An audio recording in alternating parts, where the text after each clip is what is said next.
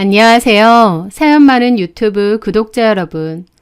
오늘 저는 제 심장에 피멍처럼 새겨진 17년의 결혼 생활과 그 끝에서 맞이한 처절하고도 통쾌했던 반전에 대한 기록을 들려드리려 합니다. 저는 이제 거울 앞에서 희끗해진 머리카락이 많아진 40 중반을 훌쩍 넘긴 여성입니다.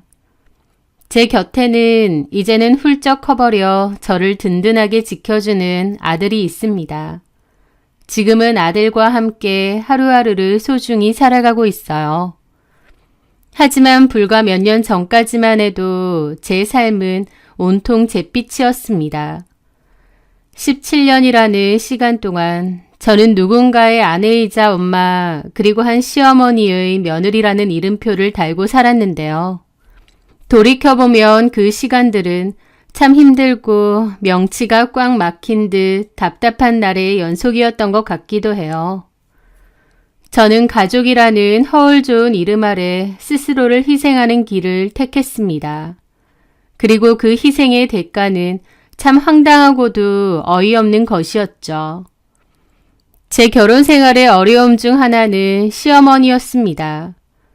저희 어머님은 젊었을 때 사별을 한 뒤 시장바닥에서 장사와 일수를 병행하면서 억척같이 돈을 모으셨고 그 덕에 알토란 같은 시장 상가를 2채나 소유하신 분입니다. 사람들은 어머님을 두고 자수성가했다 대단하다고도 하는데요. 물론 그 말도 맞습니다. 여자 혼자 몸으로 아들 둘을 키워내고 재산까지 일구시고 부지런하고 대단하신 분이고 돈에 대한 감각도 뛰어나신 분인 건 맞아요. 저도 며느리가 아니라 그냥 아는 사람으로서 어머님을 봤다면 정말 대단하신 분이구나, 멋지다고 생각했을 겁니다. 하지만 며느리의 입장에선 또 다르죠. 결혼 생활 동안 제가 겪은 저희 어머님은 돈에 대한 병적인 집착과 자기 중심적인 아집이 그 누구보다 강했던, 그래서 주변 사람들을 다 질리게 만들 정도였던 그런 사람이었습니다. 특히 며느리였던 제가 가장 큰 희생양이었던 건 말할 것도 없고요. 어머님에게 세상 만물은 오직 돈으로 환산될 때만 가치가 있었습니다. 어머님은 늘 돈돈거리셨고 저에게 아끼라는 말을 귀에 딱지가 않게 하셨어요. 저도 그리 사치스럽고 허영심 강한 성격도 아니고 오히려 알뜰한 편인데요. 저희 어머님은 저희 집과 저를 늘 도끼 눈을 뜨고 보셨어요.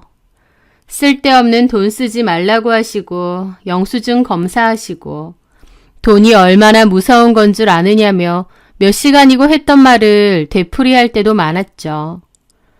한 번은 제가 친정 부모님께 용돈을 드렸는데 그걸 아시고 뒤집어진 적도 있습니다.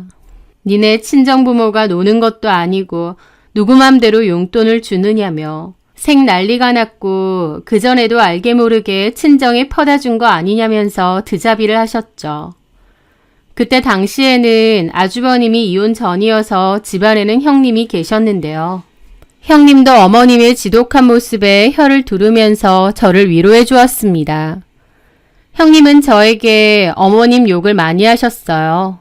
어머님 때문에 진짜 질린다고, 저렇게 돈에 절절매고 다른 사람한테 함부로 하는 거 진짜 신물나고 싫다고요. 사실 저보다는 형님이 더 힘드셨을 겁니다. 어머님은 큰아들인 아주버님을 굉장히 아끼셨습니다. 어머님의 돈이 다른 사람에게, 심지어 둘째 아들에게도 쉽사리 가지 않는데 오직 첫째 아들은 예외였으니까요. 어머님은 예전부터 아주버님에게는 온갖 고액 과외며 비싼 학원이며 공부에 무한 지원을 해주셨고, 옷도 아주버님은 백화점에서 산 비싼 브랜드들만 주로 입혔다고 했습니다. 저희 남편은 아주버님이 입은 뒤 작아진 옷을 물려받아 주로 입었고 새 옷은 별로 못 입어봤다고 하더라고요. 둘 다 아들이지만 첫째 아들과 둘째 아들에 대한 차별이 심했었던 거죠. 하여튼 아주버님은 그렇게 뒷바라지 해준 결과 한의사라는 번듯한 직업을 갖게 되었습니다. 그런데 아주버님도 태생이 욕심이 많고 돈에 관한 집착이 많으셨어요. 어머님처럼요. 그래서 한의사라는 직업에 만족 못하고 늘 사업을 하겠다, 주식을 하겠다 등등 돈을 벌 수 있는 방법을 찾았죠. 오히려 병원 운영보다 다른 쪽으로, 특히 사업적으로 해보려는 의지가 굉장히 강했습니다. 어쨌든 아주버님은 어머님의 유일한 자랑이자 삶의 낙이기도 했어요. 정작 아주버님은 어머님에게 잘하지도 않는데 어머님은 지독한 짝사랑처럼 큰아들을 사랑하셨죠. 그래서 어쩔 때는 어머님이 돌아가신 아버님 대신해서 첫째 아들을 그렇게 생각하시나 싶을 정도로 집착과 사랑이 과할 때도 많았습니다. 어머님이 그렇게 좋아 죽는 큰아들이기에 그런 아들과 결혼한 형님이 못마땅한 것도 당연했죠. 어머님은 형님에게 막말을 많이 하셨고 그 때문에 어머님과 형님도 많이 부딪혔습니다. 형님도 어머님 때문에 스트레스를 정말 많이 받았고 저한테 어머님 험담도 많이 했어요. 형님이 그냥 보면 점잖고 성격 좋으신 분인데 어머님 얘기를 할 때면 당한 게 많은지 눈이 돌아가서 침을 튀기며 욕을 하더라고요. 물론 어머님 역시도 저한테 형님 욕을 많이 하셨고요. 내가 고작 저런 거한테 장가 보내려고 우리 큰아들한테 그렇게 투자한 줄 아냐느니 내 아들 뺏어간 것 같아서 꼴보기 싫어 죽겠다더니 밉다 하니까 미운 짓만 골라서 한다느니 성질도 별로라느니 형님에 대한 험담을 제 앞에서 막 하셨는데 저는 속으로 형님 앞에선 내 욕을 또 이렇게 하시겠구나 싶었죠.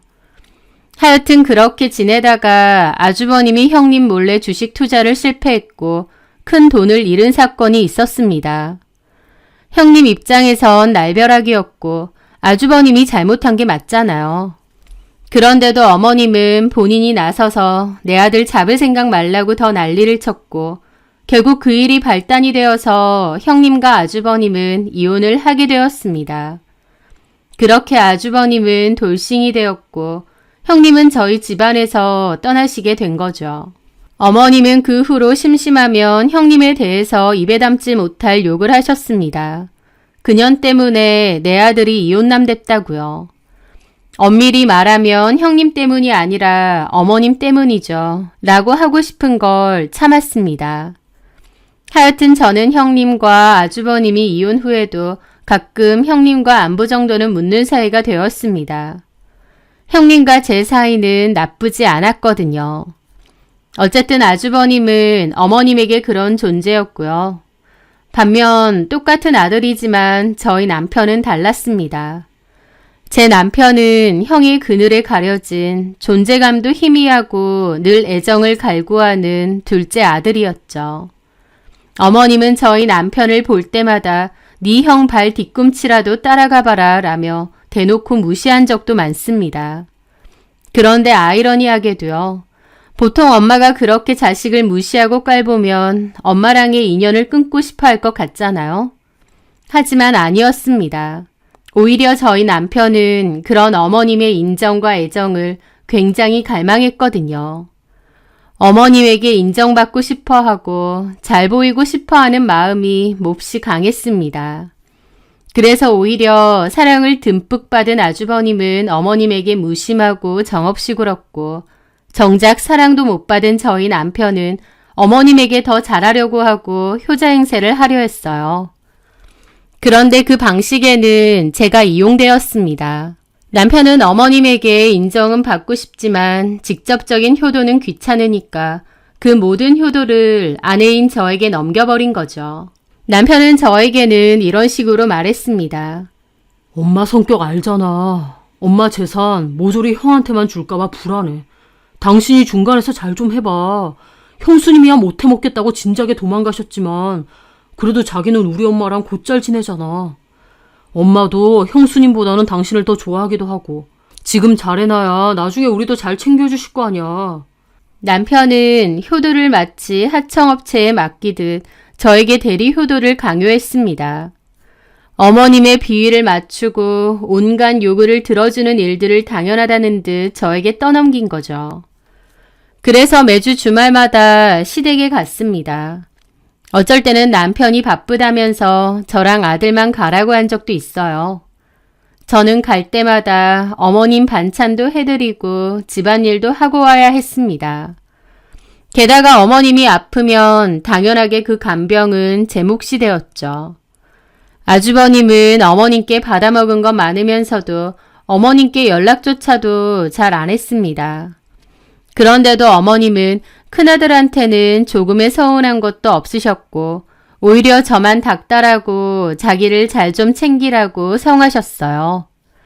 제 딴에는 한다고 하는데도 못마땅해 하고 섭섭해하는 것도 많았죠.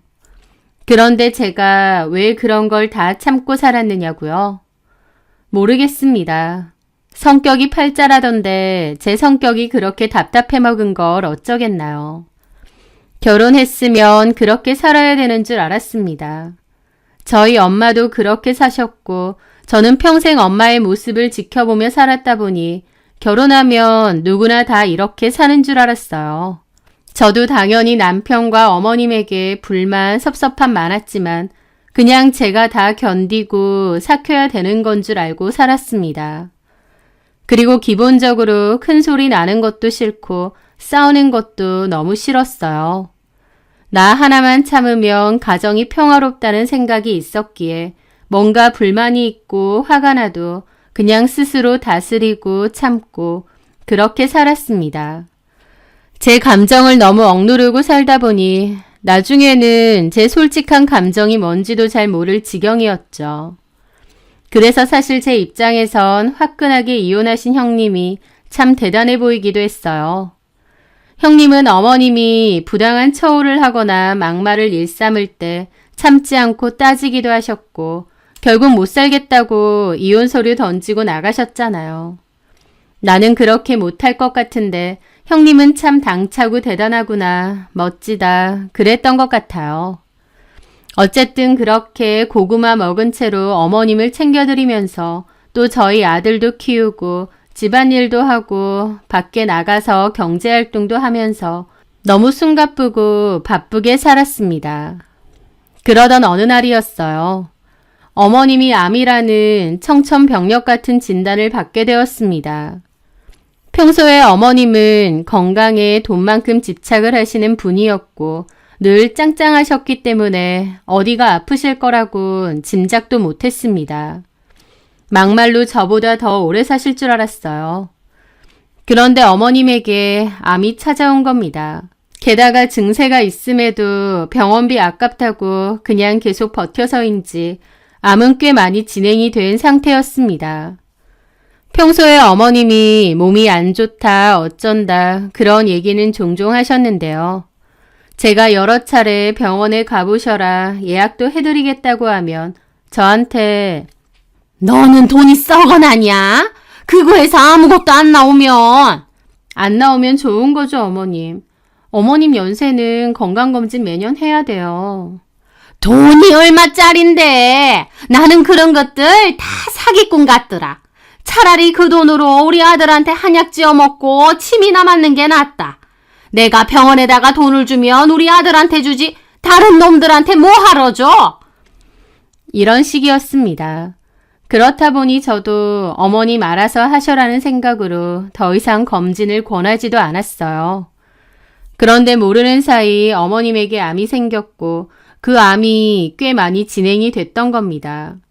그렇게 아프신 와중에도 어머님은 돈에 대한 집착을 버리지 않으시더라고요. 오히려 병세가 깊어질수록 그 집착은 더욱 노골적으로 변했습니다. 병상에 누워서도 저에게 내가 지금 너 하는 짓 다 지켜보고 있다. 간병 제대로 안 하면 내 재산 꿈도 꾸지 마라. 그러세요. 톡 까놓고 그냥 순수한 마음으로 또 가족된 마음으로 병간호를 하다가도 어머님이 저렇게 말하시면 정이 뚝뚝 떨어졌습니다. 무슨 제가 돈 얻으려고 그러는 것도 아닌데 너무 빈정상하더라고요. 그래서 남편에게 나 어머님 돈에 관심 없으니 직접 간병하라고 한 적도 있습니다. 하지만 남편은 그럴 때마다 저를 달랬습니다. 엄마가 아프셔서 그런 거니 이해해 주라면서요. 어머님 돌아가시고 재산 받을 기회니 저한테 끝까지 어머님 곁을 좀 지켜주라 그거죠. 하지만 저는 예민하고 괴팍한 어머님을 간병하는 게 너무 힘들었어요. 원래 괴팍하신 편인데 아프니까 더 예민해지시기도 했고 신세 한탄도 더 많아지셨거든요. 간병 자체의 고단함은 차라리 견딜만 했는데요. 어머님의 부정적인 감정과 원망을 온몸으로 받아내야 한다는 게 너무 힘들더군요. 그런 어머님의 모습을 옆에서 지켜보면서 인간적인 연민조차도 사라지더라고요. 저는 그때 평일에 공부방에서 짧게나마 일도 했었는데 일과 어머님의 간호를 병행한다는 게 너무 힘들었죠. 하지만 아프신 분이니 도의적으로 마지막까지 제가 최선을 다해야 된다는 생각도 있었습니다. 돈이고 뭐고 다 떠나서 그냥 얼마 남지 않으신 분이니 마지막 가는 길까지 내가 최선을 다하자라는 생각이 있었던 거죠. 그런데 저에게 희생과 고생을 모두 넘긴 남편은 제 앞에서는 고맙다, 당신 덕이다, 수고한다 어째놓고 제 등 뒤에서 가장 잔인하고 비열한 배신을 저질렀더라고요. 남편은 그맘때 행동이 부쩍 의심스러웠습니다. 제가 어머님 간병으로 피곤하고 정신이 없는 틈이었지만 남편의 행동은 눈에 띄게 이상하더라고요. 평소에는 신경도 안 쓰던 피부 관리에 유독 열을 올린다던가 옷과 머리에 신경을 쓴다던가 안 뿌리던 향수까지 뿌리고 아침 저녁으로 열심히도 씻더군요. 원래는 이틀에 한 번 씻을 때도 있었는데요. 게다가 남편의 옷에서 느껴지는 여자 화장품 냄새들. 저는 남편이 내가 바쁜 틈을 타 딴짓을 한다는 것을 직감적으로 느꼈습니다. 그런데 뒤를 캐고 싶지만 쉬운 게 아니더라고요. 저는 고민 끝에 아는 언니의 소개로 심부름 센터를 이용하게 되었고 남편의 뒤를 본격적으로 캐게 되었습니다. 그리고 정말 남편이 바람을 피고 있다는 사실을 알게 되었습니다. 남편의 상간녀 이름은 박미희라는 이름이었고 남편의 고등학교 동창이라고 했습니다. 박미희는 이혼을 했고 딸이랑 아들 하나가 있는데 남편이 키운다고 했어요. 박미희는 뒤늦게 미용 일을 배운다고 미용실에서 일을 한다고 했고 빈손으로 이혼을 당했는지 오래된 원룸에서 산다고 했죠. 그 심부름 센터 직원이 하는 말이 박미희가 의도적으로 제 남편을 꼬드기는 걸 수도 있다고 했습니다. 원래도 돈을 좋아하는 여자기도 하고 아마 전 이혼도 남자 문제 때문에 재산 분할도 못 받고 이혼을 당한 것 같다고 했죠. 박미희는 저희 남편을 타겟으로 잡은 것 같더군요. 저희 남편이 딱 봐도 좀 어리숙하기도 했고요. 또 시어머니 될 사람이 돈 많기로는 동네에서 유명하기도 했으니까 고등학교 동창인 박미희도 잘 알았을 겁니다. 게다가 어머님이 아파서 누워있고 시한부 판정까지 받았으니 아들들이 그 재산을 상속받을 거잖아요. 어리숙하고 멍청한 제 남편 꼬드겨서 저 밀어내고 자기가 그 자리 차지하고 어머님 재산을 먹을 요량이 아니었나 싶더라고요. 물론 그 여자가 작정을 했든 말든 제 남편놈이 제정신이 박힌 인간이었으면 어떤 수작질에도 꿈쩍하지 않았을 겁니다. 고약한 성질머리에 지네 엄마 다 받아주고 간병까지 해주는 와이프를 놔두고 조금 찔러댄다고 홀라당 넘어가는 남편놈이 사람 새끼인가요? 남편놈도 그 여자도 둘 다 미친 것 같았죠. 저는 남편에게 모든 사실을 다 알고 있다고 그 여자랑 끝내라고 경고했습니다. 그런데 남편은 그 여자에게 제대로 꽂힌 건지 오히려 저보고 이혼을 해달라고 하더라고요. 위자료 5천만 원 줄 테니 나가라는데 이거 사람을 바보 천치로 봤나 열받는 겁니다. 제 남편은 어리숙하지도 순진하지도 않다는 걸 그때 깨달았어요. 성질 더러운 시어머니와 아주버님과 달리 남편은 내성적이고 쭈글쭈글한 성격이라 아내인 저조차도 남편을 그렇게 봤는데요. 막상 이런 상황이 되니 남편은 제가 알던 사람이 아니더라고요. 무슨 다 쓴 부품 버리는 것 마냥 적선하는 것 마냥 5천만 원 줄 테니 이혼해 달라고 하는데 이거 진짜 미친놈이구나 싶었습니다. 그의 얼굴에는 지난 17년의 세월을 함께하고 희생해왔던 아내에 대한 최소한의 미안함이나 죄책감은 보이지 않았습니다. 그리고 박미희도 거침이 없더라고요. 제 남편을 끊임없이 들쑤셔서 이혼을 종용하는 듯 했습니다. 남편은 저에게 계속 이혼을 요구했고 박미희도 아주 대놓고 전화를 하더라고요. 한 번은 제 앞에서 남편과 박미희가 통화를 하길래 그 전화를 뺏었습니다. 야, 이 미친년아. 유부남인 거 알면서 이렇게 껄떡대? 자식도 있다는 년이 이러고 사니? 저는 너무 흥분해서 막 소리를 질렀는데 박미희가 한다는 소리가 왜 이렇게 흥분하고 난리예요? 아, 귀 아파. 최원상이나 바꿔요. 네가 내 남편이랑 할 말이 뭔데? 우리 친구인데요? 친구끼리 할 말도 못해요? 지랄을 하네. 너는 친구랑 모텔 드날 들고 뒹굴고 그러냐? 너 그러고 사니? 뭐라는 거야? 그래서 어쩌라고? 야, 내가 가만 안 있어. 너랑 최원상 둘 다 위자료 소송 갈 거고 개망신 줄 거야. 그렇게 하세요. 하고 이혼해주세요. 내가 원상이 데리고 살 거니까. 뭐? 저를 살살 약올리는데 오히려 뒷목에 혈압이 쫙 올라오는 건 저였습니다. 남편은 왜 자기 폰을 뺏어가냐고 뺏었고 저는 남편의 귀싸대기를 날렸죠. 남편은 뺨을 맞고 저를 있는 대로 노려보더니 자기는 한 대는 맞아주는데 다시는 어림도 없다면서 으름장을 놓고는 자리를 떠났습니다. 남편은 그 뒤로 집에도 잘 안 들어왔어요. 저희 아들이 연락해도 받지도 않고요. 진짜 미친 거였죠. 저의 마지막 남은 한 가닥 희망은요. 어머님이었습니다. 아무리 냉혹한 시어머니라도 며느리가 아들의 불륜으로 인해 극심한 고통을 겪고 있다는 사실을 알면 그래도 최소한 아들을 꾸짖거나 저를 동정하는 신용이라도 해주시리라 믿었습니다. 그런데 저희 어머님을 찾아갔을 때 저는 경악을 하게 되었습니다. 평일 낮에는 일을 해야 돼서 퇴근하고 가는데 퇴근 후 가보니 그 여자가 어머님 옆에 있었거든요. 너무 자연스럽게요. 이 여자가 여기 왜 있어요, 어머님? 어머님 이 여자 누군 줄 아세요? 저는 얼떨떨해서 물어봤는데 그 여자는 시선을 피하고 어머님도 헛기침하더니 아무렇지 않게 말하시더군요. 원상이 친구잖아. 어머니, 이 여자 친구 아니에요. 혜준 아빠랑 바람 피는 여자예요. 바람은 무슨...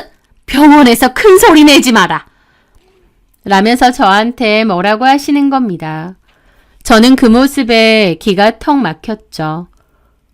어머니! 어머님의 시선을 피했고 저는 옆에 서 있는 그 여자를 보는데 분노가 치밀었습니다. 야, 너 여기가 어디라고 와? 어머님이 심심하다고 부르셨는데요? 그리고 왜 자꾸 반말이야? 뭐라고? 남의 남편이랑 놀아난 주제에 반말은 듣기 싫어? 하! 그러더니 저희 어머님에게 그러더라고요. 어머님, 저 가볼게요. 그래, 조심히 가고. 상간녀는 코웃음 치며 가는데 이게 다 뭔 상황인지 어안이 벙벙했죠. 저 여자가 도대체 언제부터 여길 왔단 말인가 싶고요. 저는 넋이나가 어머님에게 물었습니다. 어머니, 이게 다 뭐예요? 저 여자 혜준 아빠랑 바람난 여자예요. 제가 증거도 다 있고요. 그런데 저 여자가 언제부터 여길 드나든 거예요?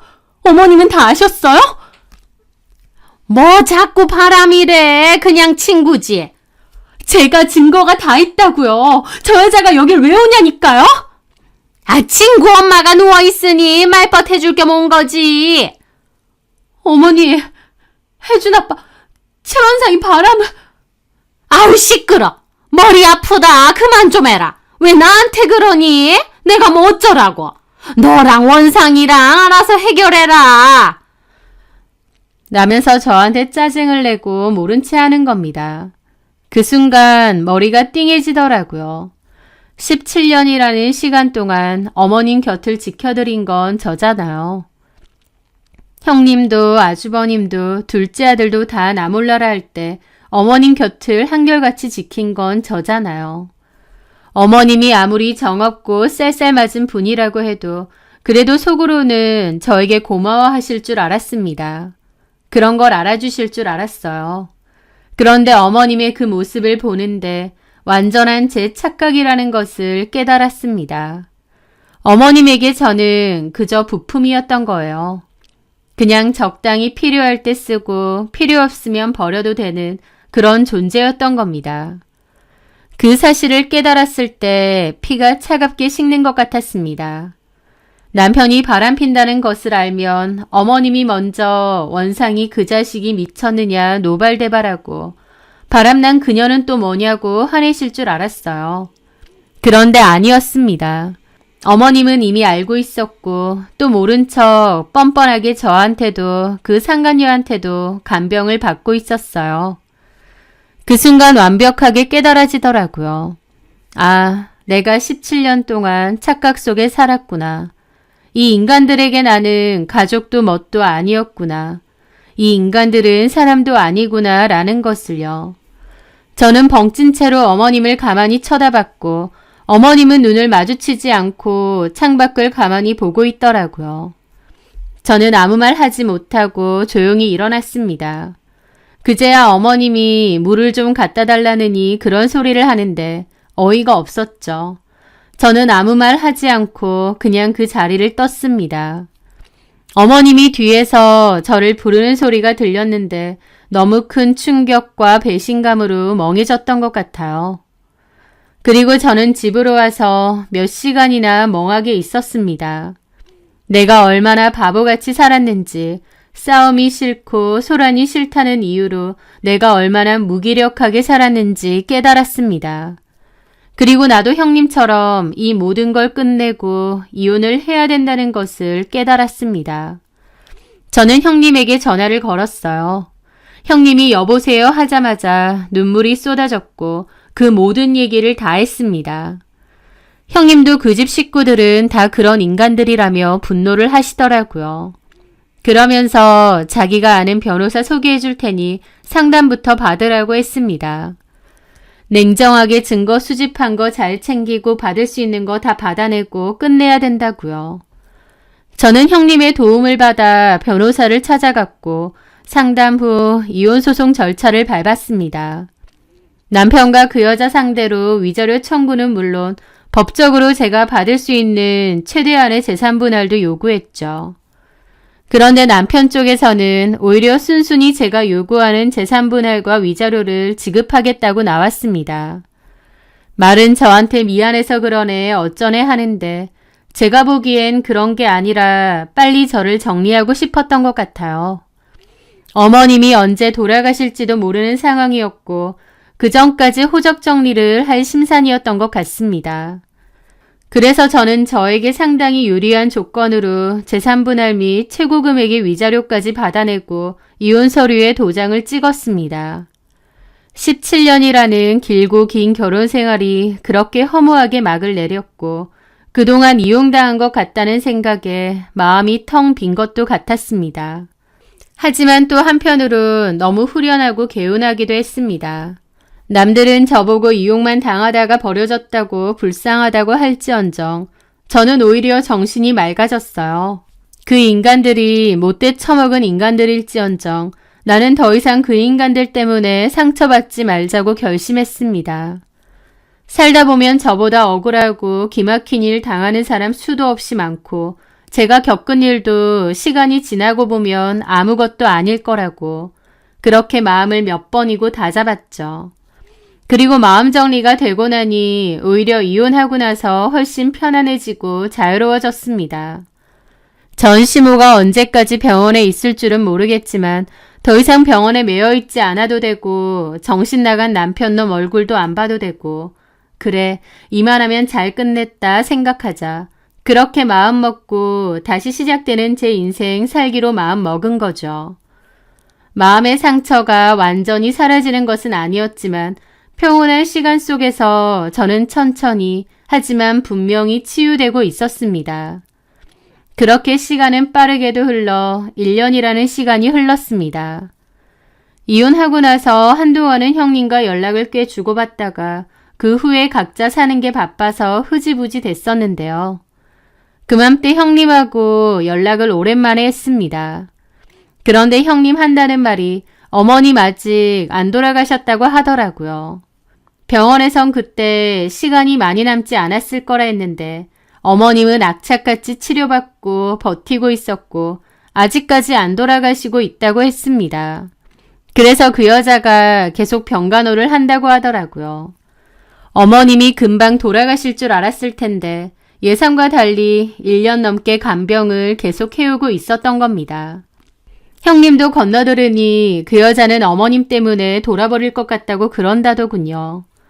어머님의 성격을 저도 잘 알기 때문에 박미희 그 여자가 버티긴 힘들겠죠. 그럼에도 재산 때문에 꾸역꾸역 곁을 지키고 알랑방구 끼고 그러나 본데 그 스트레스로 제 전남편에게 화풀이를 엄청 한답니다. 저희 형님이 우연히 제 전남편을 봤는데 박미희가 바가지를 얼마나 긁어대는지 볼이 패일 정도로 살이 빠지고 퀭해 보인다고 하더라고요. 형님은 그 얘기를 저에게 전해주면서 그 노인네 이대로 10년 정도 더 살았으면 좋겠다고 했습니다. 저도 같은 생각이었죠. 어머님, 아주 오랫동안 버티면서 어머님 주특기인 며느리 갈구기를 박미희한테도 잘 좀 보여주세요. 그렇게 생각했죠. 그렇게 또 시간은 흘렀고 1년 반 정도 됐을 때 어머님은 결국 돌아가셨다고 했습니다. 황당하게도 저도 부고 문자를 받았는데 당연히 가지는 않았습니다. 그런데 그 뒤로 형님이 해주는 얘기에 저는 배꼽을 잡고 웃었습니다. 동서, 도련님, 아니 최현상이랑 박미희 어머님 재산 하나도 못 받은 거 알아? 네? 그게 무슨... 와, 진짜 그 노인네 참나 하면서 막 웃더라고요. 왜 못 받아요? 혹시 아주버님한테만 다 넘긴 거예요? 애초에 재산이 없었대. 네? 어머님 쓰러지기 전에 내 전남편인 최원준이 병원 확장하니 뭐하니 한다고 어머님한테 돈을 해달라고 했대. 우리 어머님 큰아들만 좋아했잖아. 그래서 그때 최원준한테 가지고 있는 재산 싹 넘겼다는 거야 이미. 네? 진짜 놀랄 노짜더라고요. 그러니까 어머님은 쓰러지기 전부터 이미 모든 재산을 아주버님에게 넘겼고 재산이 없으셨던 거예요. 시장 상가는 물론 갖고 있던 예금에 원래 살고 있던 집까지도요. 어머님은 그 모든 재산을 원래부터 큰아들한테 주고 싶어 했고 제 전남편도 모르게 싹 증여를 했던 겁니다. 비밀로 하고요. 제 전남편은 그것도 모르고 어머님한테 끝까지 잘 보이면 나중에 재산 물려줄 거라고 했던 겁니다. 그러면서도 어머님은 자기 죽기 전까지 간병 똑바로 하라고 일부러 아무 말도 안 해준 거였고요. 작은 아들을 속인 거죠. 어머님 돌아가시고 전남편과 박미희는 그 사실을 알게 되었고 전남편이 장례식장에서 아주버님 멱살을 잡고 울부짖었다더군요. 박미희도 물려받은 재산만 믿고 1년 반 동안 고약한 전 시모 옆에서 시중 들고 온갖 알랑방구 다 꼈는데 결국 완전히 헛짓거리 한 거고요. 제 전남편은 그나마 있던 집 저랑 이혼할 때 재산 분할 및 위자료로 저한테 반 이상 넘겼고 사실상 갖고 있는 것도 얼마 안 됩니다. 최원상과 박미희에게 남은 건 겨우 그거였죠. 박미희는 분노를 참지 못하고 울면서 장례식장에서 최원상 머리채 잡았다더라고요. 네 엄마 간병시키려고 자기 속인 거 아니냐고요. 그런데 최원상도 박미희 머리채 잡고 너 때문에 자기도 이혼당하고 재산도 날렸다면서 난리치더래요. 서로 좋아 죽을 땐 언제고 이제는 사람들 보는 앞에서 서로 머리채 잡고 싸우는 사이가 된 거죠. 장례식장 온 사람들 다 욕하고 돌아가신 전 시모에게도 자식 새끼들 참 잘도 키웠다고 손가락질 받았다고 했습니다. 그렇게 악착같이 돈돈거리고 자기 간병 받으려고 끝까지 거짓말했던 전시모는 마지막 가는 길 사람들의 슬픔과 안타까움이 아니라 손가락질 받으며 떠난 거죠. 형제 사이도 파탄나고요. 형님은 고소해 죽겠다고 저한테 그 얘기를 전해줬고 저도 10년 묵은 채증이 확 내려가더라고요. 17년 동안 개고생한 와이프 홀라당 내다버리고 배신한 남편놈. 17년 동안 곁에 있어준 며느리를 부품 취급하며 외면한 어머님. 존재하지도 않는 콩고물을 기대하며 1년 반이 넘는 시간 동안 온갖 가식적인 미소와 아양을 떨었던 상간녀. 그 인간들의 결말은 이미 정해져 있었던 게 아닌가 싶습니다. 전 남편과 박미희는 이혼을 준비할 것 같다고 하는데 박미희 성격상 자기 간병한 거 돈 내놓으라고 난리칠 것 같기도 하다네요. 자기들끼리 지지고 볶고 잘 해보길 바랍니다. 저는 지난 긴 시간 동안 희생하며 참고 삭혔는데 이제는 더 이상 그렇게 살지 않으려고 합니다. 내 감정을 잘 들여다보고 솔직하게 표현할 줄 알고 거절할 땐 거절도 확실히 할 줄 아는 게 나를 위해서도 남을 위해서도 좋은 거구나 많이 깨달았거든요. 뒤늦게 깨달았지만 이제라도 저를 많이 살피고 보듬으며 살려고 합니다. 인생이란 때로 이렇게 예측 불가능하고 때로는 잔인할 정도로 정확하게 인과응보의 법칙을 증명해 보이는 것 같기도 해요. 사연 들어주시는 여러분의 삶에는 눈물보다는 웃음이, 절망보다는 희망이 언제나 함께 하시기를 진심으로 기원하겠습니다. 제 사연 들어주셔서 감사합니다.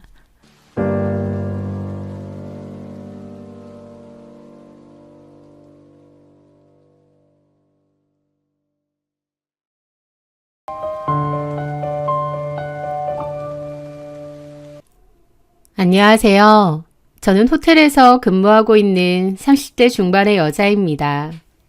평온해 보이는 제 미소 뒤에는 10년이 넘는 시간을 함께했던 사람과 그의 가족에게 배신당했던 깊고 시린 상처가 남아 있습니다. 오늘 그 기억의 상자를 조심스럽게 열어보려 합니다. 저희 부모님은 한 동네에서 꽤 오랫동안 모래식당을 운영해 오셨어요. 제가 고등학생일 때 학교를 마치고 여느 때처럼 부모님 가게에 들르게 되었습니다. 야자 수업까지 마치고 늦은 시간에 들르게 되었고 부모님과 같이 집에 들어가기 위해서였죠. 마감 시간이 다 되어갈 무렵이었는데 식당 안으로 들어가 보니 부모님이 앉아 계시고 그 앞에는 낯선 아주머니 한 분이 앉아서 대화를 하고 계셨습니다. 제가 들어가자 그분은 저를 쳐다봤고 저는 속으로 누구시지 생각하며 인사를 드렸죠. 안녕하세요. 그러자 그분은 희미한 미소와 함께 선혜구나. 아유, 다 컸다. 아가씨가 다 됐네. 너 초등학교 때 마지막으로 봤는데 아줌마 기억 안 나지? 저는 좀 어리둥절했는데 저희 엄마가 친구분이라고 하시면서 영옥 아줌마라고 얘기해 주셨어요. 성함을 들으니까 알겠더라고요. 엄마가 한 번씩 영옥 아줌마라고 고향 친구 있는데 다른 지역으로 이사가서 통 못 본다고 하셨던 기억이 있거든요. 그분이구나 싶었죠. 저는 다시 한번 인사를 드렸고 심각한 대화 중이신 것 같아서 그냥 구석 테이블에 잠깐 앉아 있었습니다. 엄마랑 그 아줌마도 대화가 다 끝난 것 같았고 그 아줌마는 다음 주 월요일부터 나오겠다고 고맙다고 하셨어요. 그러면서 저보고도 종종 보자고 하시면서 나가셨습니다. 그런데 저도 인사드리며 보니까 아줌마 눈에 눈물 자국 같은 게 좀 보이더라고요. 나중에 엄마 아빠랑 집에 가면서 들어보니 영옥 아줌마는 일자리를 구하기 위해 찾아오신 거였습니다. 아휴, 잘 살고 있는 줄 알았더니 속상하네. 그러게 말이야. 저는 무슨 일이냐고 물었고 엄마가 얘기를 해주시더라고요. 영옥 아줌마는 꽤 잘 사는 남자랑 결혼을 해서 고향을 떠났다고 했습니다. 제가 초등학생일 때까지만 해도 자주 여기에 놀러 오셨다고 했어요. 그런데 어느 순간 연락이 끊겼다고 했습니다. 저희 엄마도 사는 게 바빠서 그러려니 하고 사셨다는데 얼마 전 용옥 아줌마가 연락이 왔대요. 이혼을 하고 고향으로 돌아왔는데 일자리도 없고 막막하다고 그러시면서요. 그러면서 너네 횟집에서 좀 일을 하면 안 되겠느냐 하신 거였죠. 용옥 아줌마의 남편은 원래는 잘 나가는 사업가였는데 도박에 빠져서 사업이 망했답니다. 빚쟁이들한테 시달리다가 이혼했고 결국 도망치듯 아들 데리고 고향으로 내려오신 거라고 했죠. 재산 다 날리고 빚만 남아서 분할할 재산도 없고 위자료도 없고 그냥 맨몸으로 나오셨다고 했습니다. 용옥 아줌마에게는 저랑 동갑인 아들이 있다고 하더라고요. 당장 기댈 곳 하나 없던 아줌마는 엄마에게 사정했고 저희 엄마는 오랜 친구의 딱한 처지를 외면하지 못하고 용옥 아줌마를 고용하신 거죠. 사실 딱히 직원은 필요 없는데도요. 그렇게 아줌마는 저희 부모님이 하시는 식당에서 일하시게 되었습니다. 저는 학교가 끝나면 종종 가게로 들렀기 때문에 아줌마를 자주 보게 되었어요. 그러면서 자연스럽게 아줌마의 아들인 용준이도 알게 되었죠. 저랑 동갑이었던 용준이는 얼굴에는 늘 그림자가 드리워진 아이였습니다. 키는 컸지만 항상 구부정한 어깨, 누구와도 눈을 맞추지 못하고 푹 숙인 고개. 동갑이라 친구가 될 수도 있었겠지만 너무 어두워 보이고 낯도 많이 가리는 통에 인사 정도만 하고 얘기도 몇 마디 못 나눠본 것 같아요.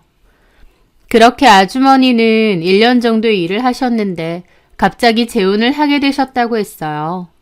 그러면서 가게를 떠나게 되셨죠. 그렇게 아주머니와 용준이는 제 기억 속에서 희미하게 지나갔습니다. 그렇게 각자의 시간 속에서 몇 년이 흘렀어요. 고등학교를 졸업하고 대학에 진학한 저는 호텔리어의 꿈을 키우기 위해 호텔 경영학을 전공하게 되었습니다. 그렇게 평범하게 살아가고 있던 도중 전혀 예상치 못했던 곳에서 최용준을 만나게 되었습니다. 학교 도서관 근처에서 누군가 저에게 아는 체를 했고 고개를 돌려 확인해 보니 용준이더라고요. 하지만 제가 알던 그 아이가 아니었습니다. 움츠러들었던 어깨는 활짝 펴져 있었고 그늘졌던 얼굴에는 환한 미소가 걸려 있었거든요. 먼저 다가와 제 이름을 부르며 인사를 건네는데 외모는 그때와 비슷했지만 성격은 꽤 많이 달라져 보였습니다. 용준이와 저는 우연하게도 같은 대학교에 다니고 있었던 겁니다. 선혜야, 진짜 오랜만이다. 나 기억하지? 그럼 기억하지. 오랜만이다. 그렇게 갑자기 만난 저희는 마침 공강 시간이 비어서 벤치에 앉아 대화를 나누게 되었습니다. 그동안 어떻게 지냈는지, 대학 생활은 어떤지도요. 그리고 제가 아줌마의 안부를 묻자 용준이는 잠시 머뭇거리다 멋쩍은 미소를 지으며 말했습니다. 재혼했던 아저씨와도 결국 잘 되지 않아 다시 이혼했고 지금은 엄마와 자기가 단둘이 작은 방에서 살고 있다고 했습니다. 용준이는 비싼 대학 등록금과 생활비를 벌기 위해 아르바이트를 여러 개씩 하고 있다는 이야기도 담담하게 털어놓았죠. 엄마 생각하면 안쓰러우면서도 가끔은 답답하기도 하고 그래. 그의 씁쓸한 미소 뒤에 숨겨진 고단한 삶의 무게가 제 마음을 무겁게 눌렀습니다. 그날의 재회 이후 저희는 마치 오래된 친구처럼 아니 그 이상으로 빠르게 가까워졌습니다. 저는 어려운 환경 속에서도 밝은 모습과 꿋꿋하게 살아가는 그의 모습에 연민과 함께 알 수 없는 끌림을 느꼈습니다. 그의 성실함, 때묻지 않은 순수함, 그리고 문득문득 비치는 외로움이 제 마음을 두드렸다고나 할까요? 그렇게 서로 가까워졌고 저희는 아주 가까운 친구 사이가 되었습니다. 그러면서 자연스럽게 아줌마도 다시 뵙고 인사를 드리게 되었습니다. 아줌마도 저를 몹시 반가워하시더라고요. 그때 재혼하면서 저희 엄마랑도 연락을 끊으신 듯 했는데 이렇게 다시 만나니 반가웠습니다.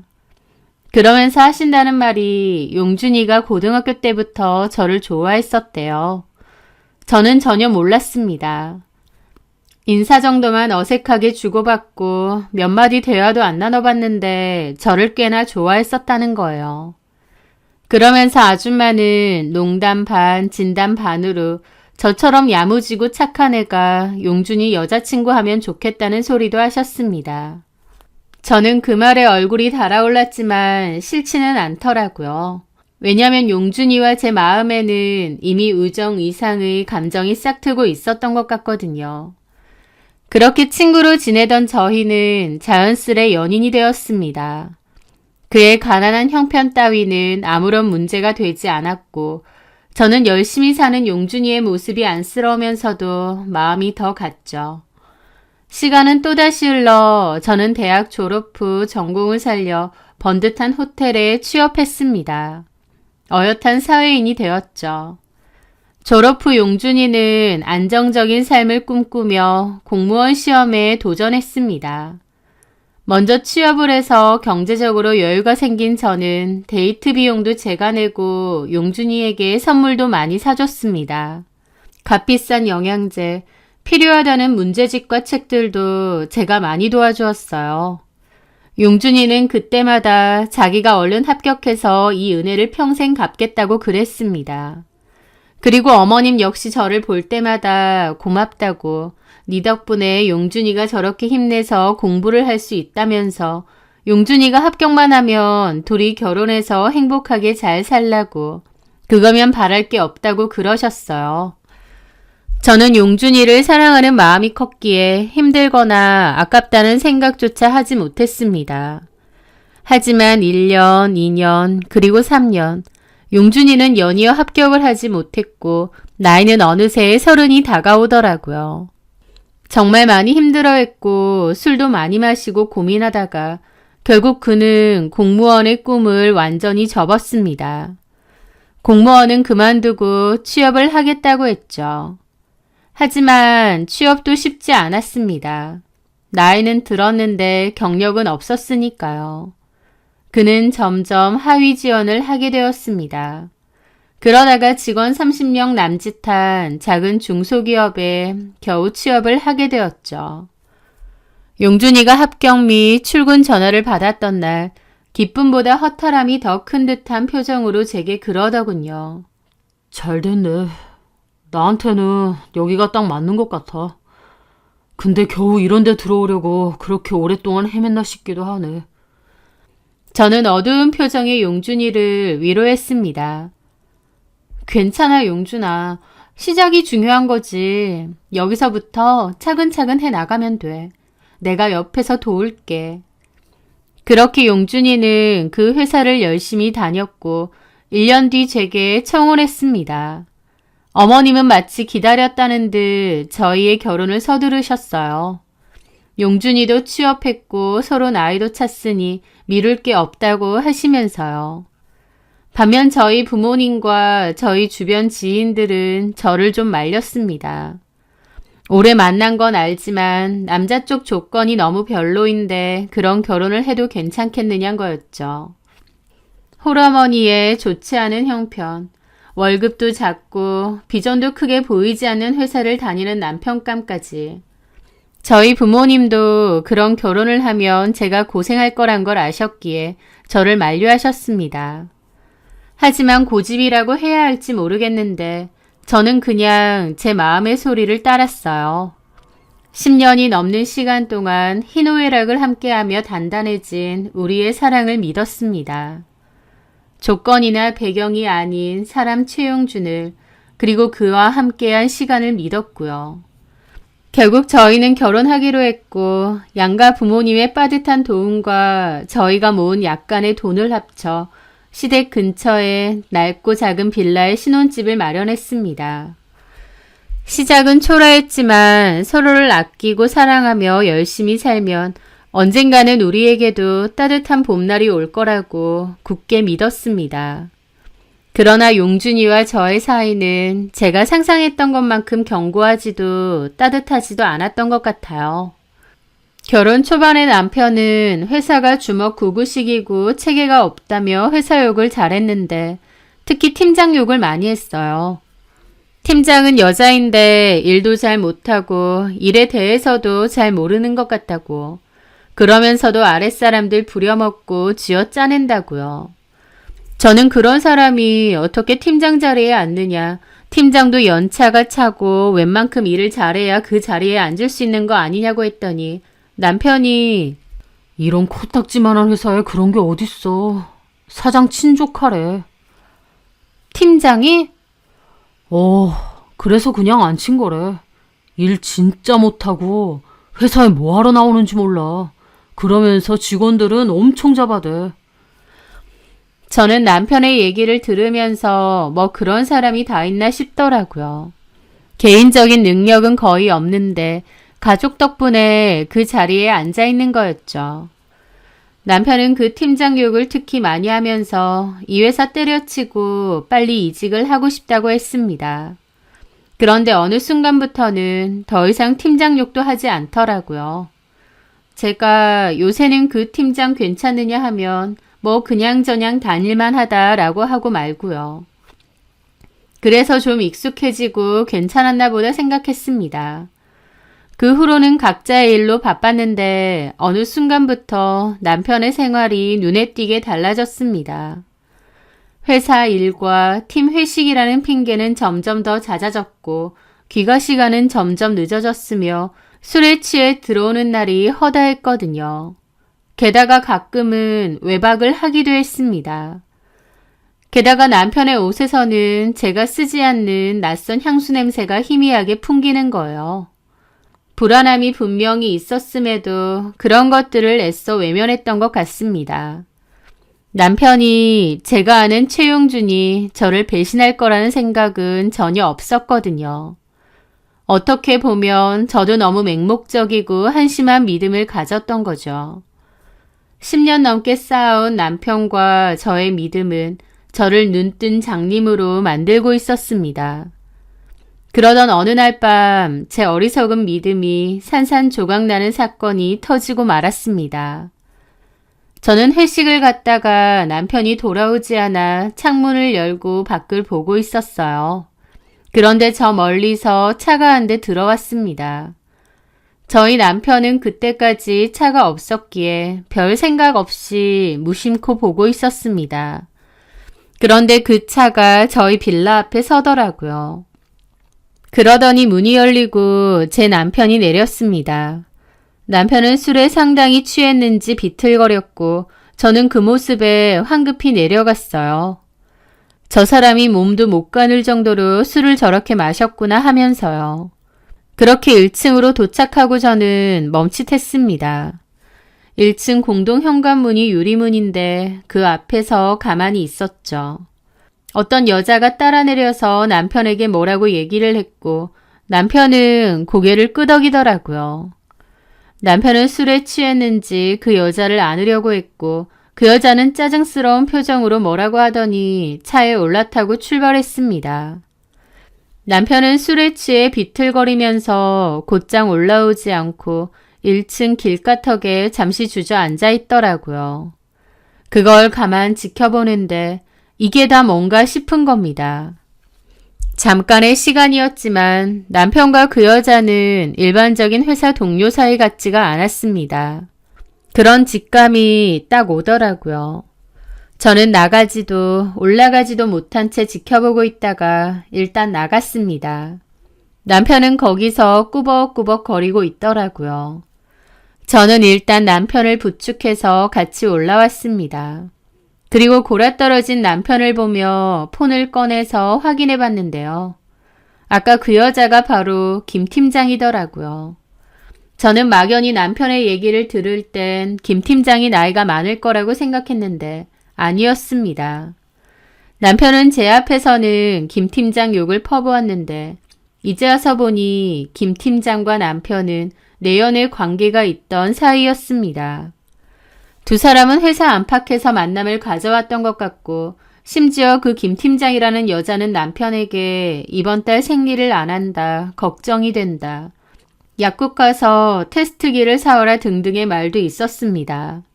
손이 미친 듯이 떨려오고 심장이 귀 옆에서 쿵쿵 뛰는 것 같았습니다.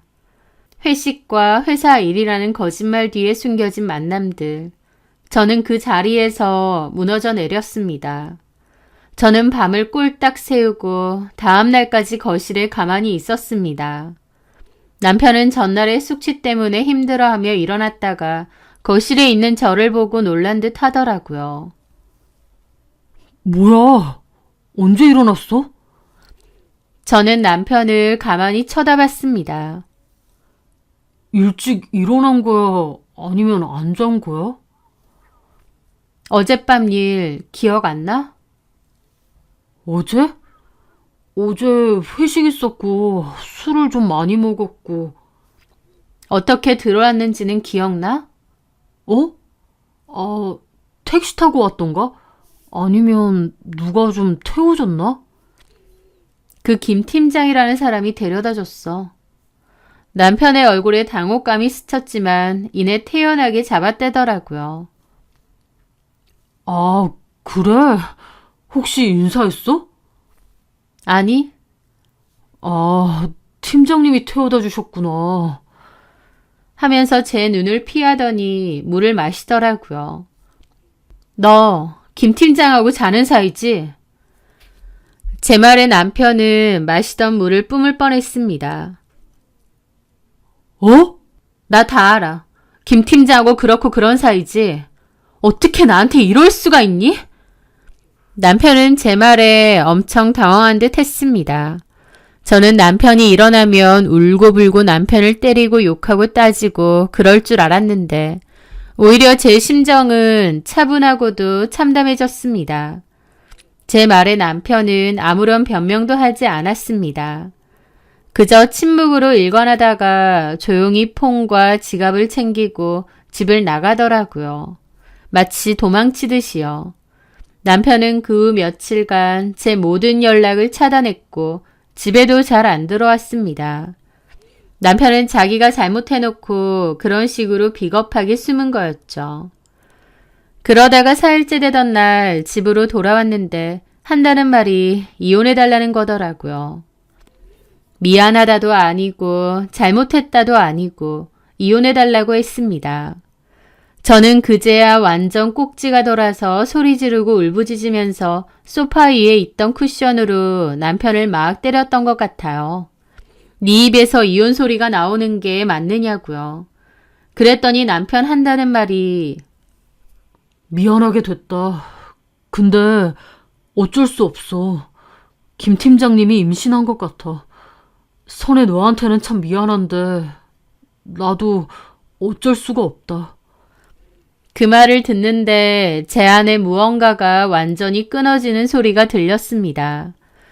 저는 미친 듯이 그의 뺨을 내리쳤고 그는 저를 밀치고는 노려보더니 또다시 집을 뛰쳐나갔어요.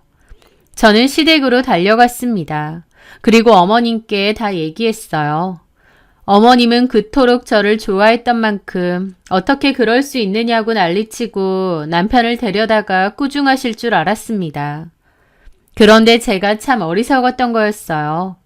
어머님은 이미 모든 것을 알고 있었거든요. 남편이 어머님에게 다 얘기한 모양이었습니다. 그러면서 저더러 그 여자가 임신까지 했다는데 어쩌겠냐면서 그냥 저보고 이혼 좀 해주라고 하더라고요. 저는 어떻게 어머님까지 이럴 수 있느냐 했는데 용준이가 나한테 얘기했어. 그 팀장이라는 여자가 그 회사 사장 친족하라고 하더라. 게다가 그 부모님도 무슨 건물 여러 개 들고 있고 돈을 긁어 모은다 그러고 그런 여자가 우리 용준이 좋다고 저러는데 솔직한 말로 나도 혹했어. 근데 너와의 정을 생각해서 내가 그러면 안 된다고 했다. 너 알기 전에 끝내라고 했지. 아휴, 근데 애까지 가졌네 어쩌네 한다는데 그건 어쩔 수 없다 싶은 거야. 너한테는 미안한 마음도 있다만 용준이가 얼마나 고생하고 힘들게 살았니?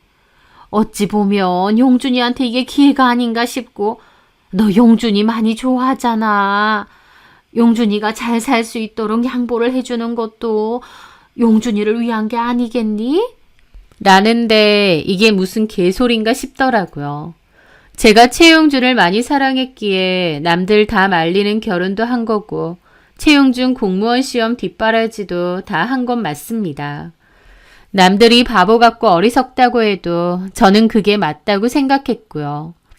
그런데 제가 최용준을 좋아한다는 이유로 최용준이 돈 많은 여자하고 바람을 피워도 이해하고 놓아주라는 말씀인가요?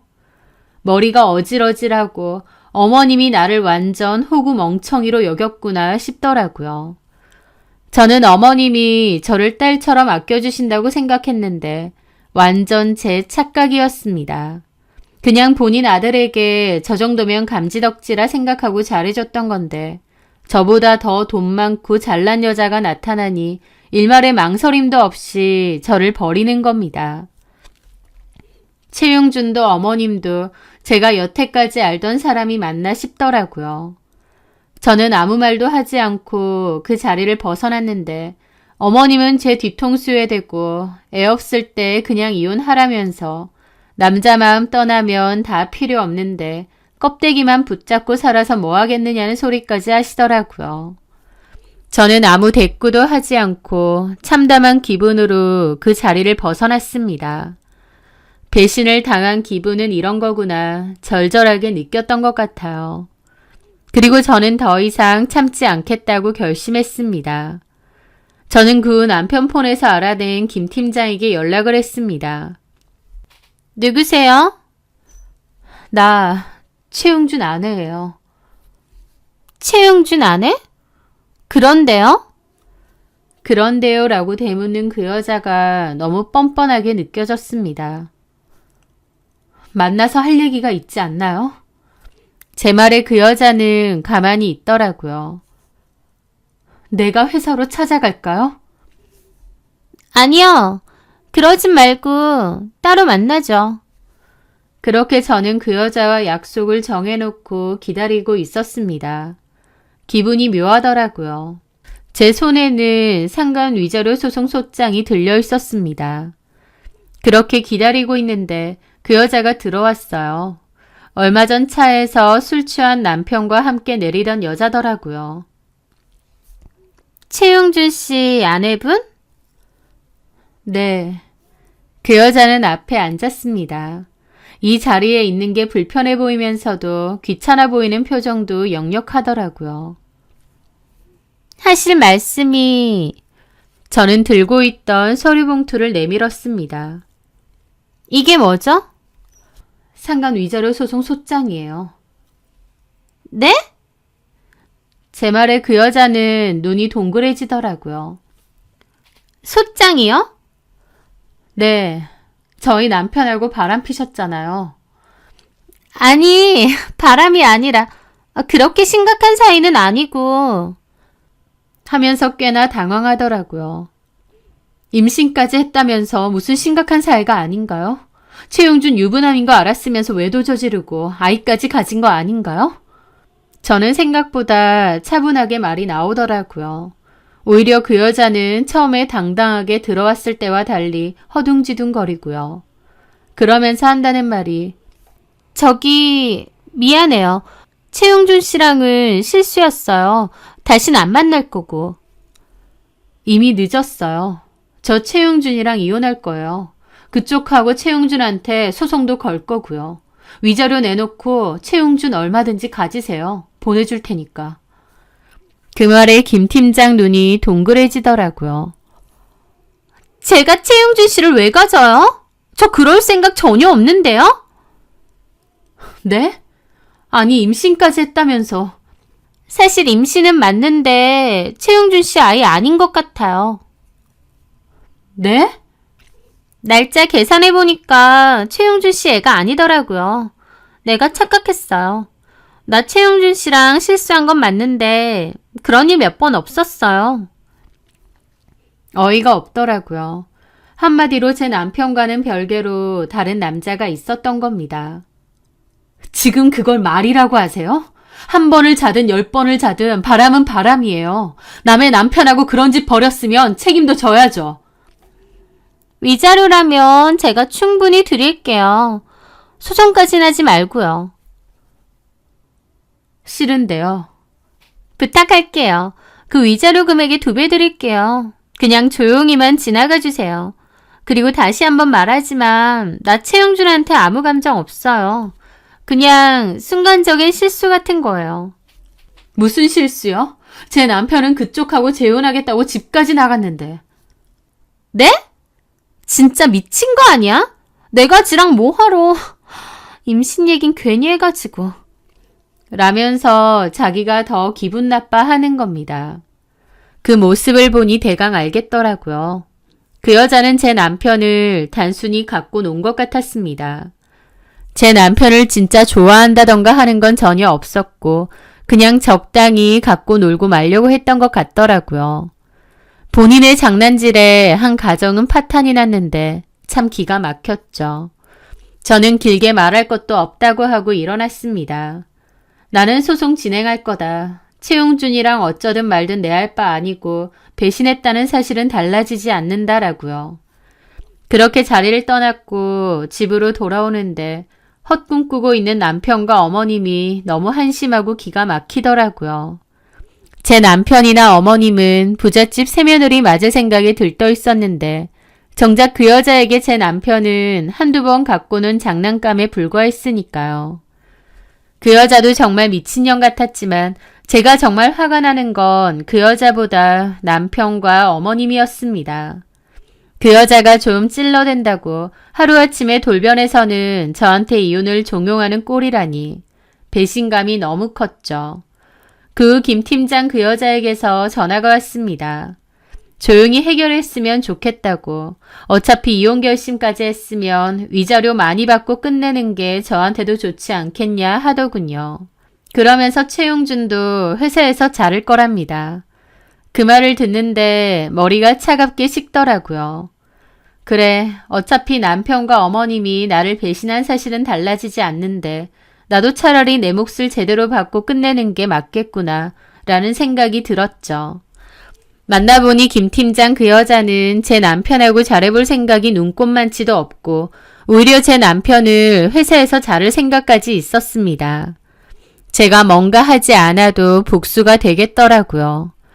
저는 냉정하게 생각하기로 했습니다. 그리고 남편에게 연락했습니다. 원하는 대로 이혼해주겠다고. 대신 위자료도 제가 원래 제시하려던 것보다 더 불렀습니다. 재산 분할은 크게 할 것도 없었지만 어차피 반반이라 나누면 되고 위자료에서라도 최대한 받아야겠더라고요.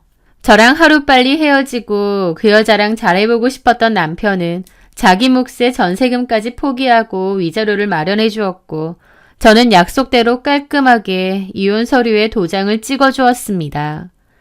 더불어 그 김 팀장이라는 여자에게도 전화를 했습니다. 그때 제시했던 위자료는 물론 최용준 해고하겠다는 약속도 지키라고요. 그 여자는 제가 원하지 않아도 자기가 먼저 최용준을 정리해야 되니 걱정 말라고 했습니다. 그리고 상간소송도 걸지 않고 조용히 끝내겠다는 각서를 받고 위자료를 받았어요. 어머님은 아무것도 모른 채 저한테 전화해서는 이렇게 깔끔하게 끝내줘서 고맙다느니 너도 다른 남자 만나서 새 출발하라느니 어쩌느니 하더라고요. 저도 최용준이나 어머님이나 앞으로 볼 일은 없겠지만 잘 사시라고 덕담 한마디 하고 끊었습니다. 그들에게 저는 그만 끝내달라면 끝내주는 착하고도 어리숙하고 멍청한 인간이었겠지만 사실 저는 그 누구보다도 그들이 망하길 바라고 있었죠. 제 손에 피 한 방울 안 묻히고요. 모든 법적 절차가 마무리되고 이혼이 되었습니다. 남편과 저의 기나긴 인연도 허무하게 그리고 참 더럽게 끝이 난 셈이었죠. 저는 위자료를 두둑히 받았고 그것들 자멸하는 건 정해진 수순이니 더 이상 마음 쓰지 말자고 스스로를 달랬습니다. 그렇게 또 시간이 흘렀을 때였어요. 얼마 지나지 않아 전 시모에게서 전화가 왔습니다. 전화기 너머로 들려오는 목소리는 울부짖음에 가까웠습니다. 최용준이 김 팀장에게 버림받았고 회사에서도 갖은 이유로 해고를 당했다는 것이죠. 최용준이 그걸 받아들이지 못하고 김 팀장에게 계속 연락하고 찾아가려고 하니까 김 팀장이 스토커로 신고까지 했다는 겁니다. 최용준은 그 일로 충격을 받고 잠적을 했대요. 전시모는 꽤나 충격이 큰 모양이지만 저는 다 예상했던 일이에요. 전시모는 저보고 우리 아들이 연락 안 했느냐면서 용준이 좀 찾아달라고 나쁜 마음 먹으면 어쩌냐는데 전시모가 울고불고 하든 제 마음은 이미 얼음장처럼 차갑게 식어 있었습니다. 저는 싸늘하게 대답했죠. 어머니, 최용준을 저한테 찾아달라고 하시면 어떡해요? 저한테 돈 많은 며느리 얻어서 아들 팔자 고치고 싶다고 하셨잖아요. 그런 말씀까지 해놓고 이제 와서 저한테 왜 이러세요? 아니, 선혜야. 그건 우리가 정말 잘못했어. 근데 저 이제 며느리도 아니고 최용준 와이프도 아닙니다. 다 끝났잖아요. 선혜야, 예정을 생각해서. 아, 예정을 생각해서 그 말씀을 드릴 수 있을 것 같아요. 김 팀장 있죠? 그 망할 년이 왜? 결혼하던데요. 제 말에 전시모는 한참이나 말이 없더라고요. 꽤 충격받은 모양이었죠. 그러더니 뭐라고? 결혼? 누구랑? 모르죠 저야. 카톡 프로필에 결혼한다고 돼 있던데요. 네, 그 상간녀는 결혼을 한다고 하더라고요. 저도 카톡 프로필 사진을 보고 알았습니다. 그제야 알겠더라고요. 임신했다는 진짜 애아빠가 누군지요. 제 남편은 그냥 갖고 논 장난감이고 정작 결혼을 하는 사람은 따로 있었던 겁니다. 저한테 위자료 2배를 줄 테니 조용히 해결해달라는 이유도 결혼을 앞두고 있어서 그런 것 같았습니다. 제가 그 사실을 밝히자 전시모는 통화상이지만 개거품 물고 뒤로 넘어가는 게 보이더라고요. 그 망할 년이 우리 용준이 그렇게 만들고 지는 결혼을 한다고? 그럼 양다리야? 우리 용준이 이혼까지 시켜놓고 지는 결혼! 그게 말이 되니? 말이 되는지 어쩐지 저는 모르겠고요. 어쨌든 그거나 좀 알아보시던가요. 최용준이 홧김에 거기 갈 수도 있잖아요. 어디서 결혼하는데? 너는 아니? 그 여자가 카톡에 적어놨던데요. 제가 그건 보내드릴게요. 그런데 딱 거기까지만이에요. 저 더 이상 어머님하고 연락할 일 없습니다. 어머님도 최용준도 저한테는 이제 남남이니까요. 저기 선혜야. 이 연락 이후로 차단하겠습니다. 더 이상 저한테 연락하지 마세요. 그 여자 결혼하는 예식장하고 날짜는 제가 보내드릴게요. 전시모는 제 이름을 불렀는데 저는 전화를 끊어버렸습니다. 제가 남편이 바람난 것 같다고 어머님 찾아갔을 때 용준이를 위해서 이혼해달라고 할 땐 언제고 이제 와서 저를 애타게 찾나요. 참 어이가 없더라고요. 어쨌든 저는 그 상간녀 결혼식장과 날짜도 보내주었습니다. 그리고 그냥 무시하려고 했다가 사실 궁금하더라고요. 그래서 그 여자의 결혼식이 있던 그날 저는 검은색 원피스를 차려입고 그 호텔로 향했습니다. 그들의 마지막이 어떻게 될지 제 눈으로 직접 확인하고 싶었거든요. 호텔 로비는 최고급 결혼식답게 화려한 하객들로 가득했습니다. 하지만 제가 도착했을 때 예식홀 입구 쪽은 이미 아수라장이더라고요. 사람들이 웅성거리는 소리, 날카로운 비명소리와 함께 전시모가 직원들한테 붙잡힌 채 신부 대기실을 향해 쌍욕을 퍼붓고 있었습니다. 이 천하에 죽이려나. 내 아들 인생 망쳐놓고 너만 곱게 시집을 가? 이건 와! 전시모는 악을 써대며 보안 요원들에게 붙잡혀 끌려나가고 있었고 하객들은 수군거렸습니다. 몇몇은 휴대폰으로 그 광경을 찍고 있었고요. 화려해야 할 결혼식은 한순간에 막장 드라마의 한 장면처럼 변해버렸습니다. 저는 멀찍이 서 인파 속에 몸을 숨긴 채 그 모든 광경을 지켜보았죠. 통쾌함? 어쩌면 조금은 있었을지도 모릅니다. 하지만 그보다는 허무함과 연민이 뒤섞인 복잡한 감정이 더 컸습니다. 저는 더 이상 그곳에 머물기가 힘들어 조용히 발길을 돌렸습니다. 그날 오후 경찰서에서 전화가 왔습니다. 전시모가 난동부린 일로 조사를 받아야 하는데 보호자로 와줄 사람이 저밖에 없다면서요. 저는 마지막 남은 미련마저 끊어내듯 차분하지만 흔들림 없는 목소리로 말했습니다. 나는 그 사람과 아무 관계가 없으니 내가 갈 이유도 없다고요. 그렇게 전화를 끊었습니다. 저에게 상처를 주었던 시댁과의 인연은 그렇게 끝났습니다. 제 인생의 가장 아름다운 시절을 함께했던, 하지만 마지막엔 깊은 상처만 주었던 그 사람들. 사실 전 남편과 전 시모는 언제든 저를 배신할 수 있는 사람들이었습니다. 자기들한테 제가 최선인 것 같으니 저를 악착같이 붙잡은 거였지. 더 나아 보이는 조건과 상황이 있으면 바로 저를 저버릴 수 있는 그런 사람들이었죠. 결국 그 욕심 때문에 그렇게 되었지만요. 저는 전시모의 연락처도 최용준의 연락처도 모조리 차단하고 지워버렸습니다. 제 인생에서 그 두 사람을 완전히 지우기로 했어요. 돈이 없어도 가난해도 의리와 자존심 챙기며 살았으면 이런 비참한 꼴까지는 안 겪었을 겁니다. 결국 그 알량한 욕심 때문에 정작 옆에 있어주었던 저한테 한 짓들 두고두고 후회하고 곱씹으며 살길 바래요.